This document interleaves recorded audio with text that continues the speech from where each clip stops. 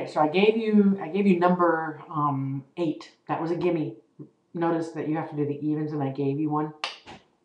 Okay, so now this one, number 13, I'm not going to give it to you, but I'm gonna number this, and I'm trying to think of how many I have here.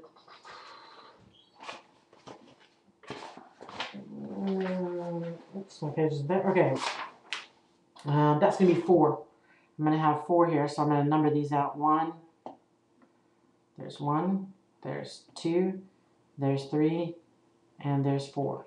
Okay, and I'm gonna put a line here. Oh, that's a bad line. Okay, I have to turn this a bit more. It's not good for left-handers. Okay, let me erase that line so that we get a better looking line here.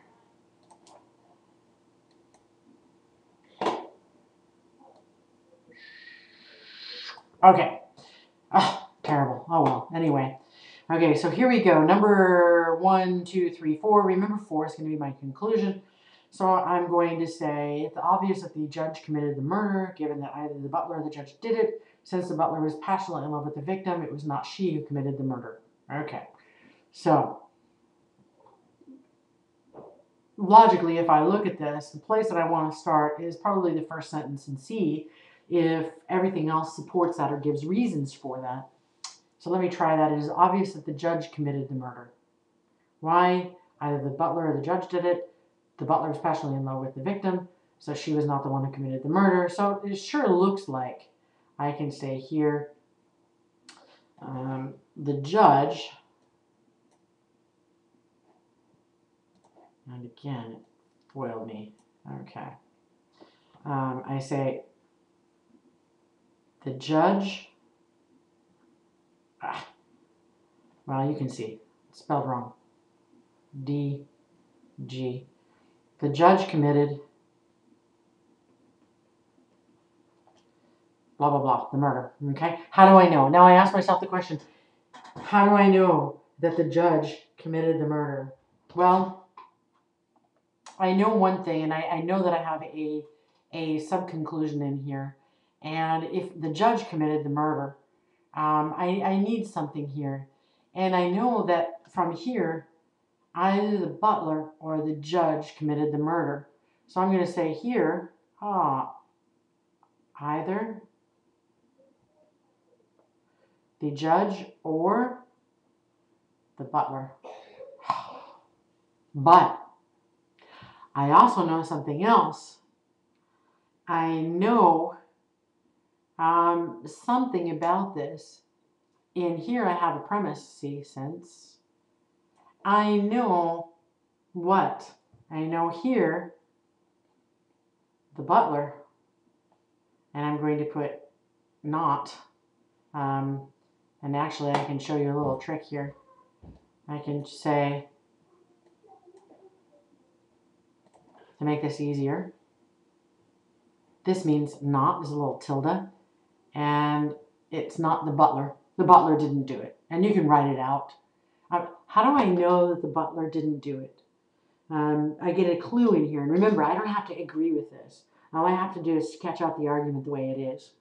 Okay? And I know that the butler was in love.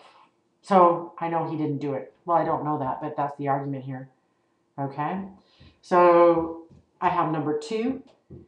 I have number 3, I have number 4, but number 2, actually, because I have a reason that the butler didn't do it, that makes that a sub-conclusion here. This makes this an intermediate conclusion. Why? Because the butler didn't do it immediately. I say, well, how do you know that? Well, you answered the butler was in love with the person. And so how do I know? How did I get that? I got that from number 1. So I say the butler didn't do it. How do you know? Oh, number 1, that's where I got my proof. That's where I got my evidence. That was the reason. Okay?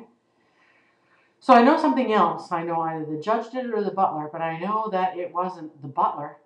See, either the judge or the butler. Well, it wasn't the butler, so all it could be, because it's either or, it was the judge. How did I get that?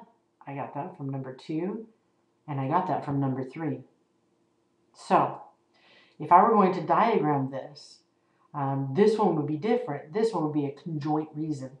And I can do it in a couple ways. I'm going to put my conclusion down here. That one I can't change.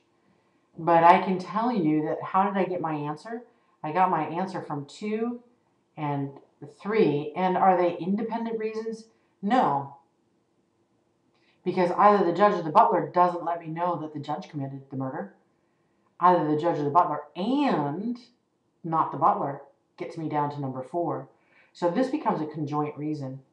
These two together. But I had a sub-conclusion. I had a reason for number 2, and that was number 1. And so that goes above. Okay?